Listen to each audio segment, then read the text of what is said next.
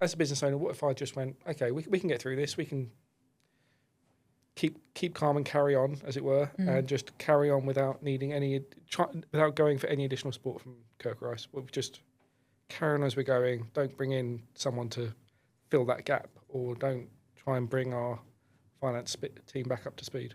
I think there are some basic and more obvious impacts. So you're going to continue to not get what you need to make timely decisions, whether that's your management accounts or other accounting information that you'd normally get.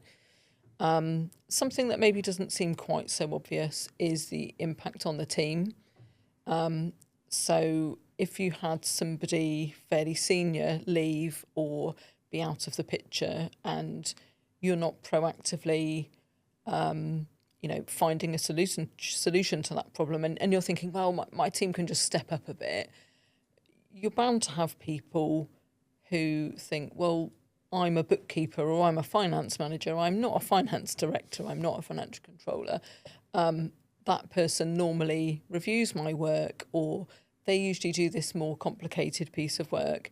Am I going to be expected to do that? I've not been given training to do that.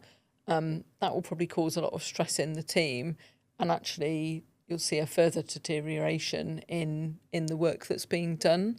You may have a business that's been really compliant for years, getting their various returns in on time, no errors, no bad feedback, getting payroll done for staff, and you might just start to see more niggles. But eventually, you have to invest in the finance team. And I would say, especially with those disaster scenarios that we talked about, especially the more senior person, if they've gone, there's a big gap there, quite frankly, and it does need some help to sort it out.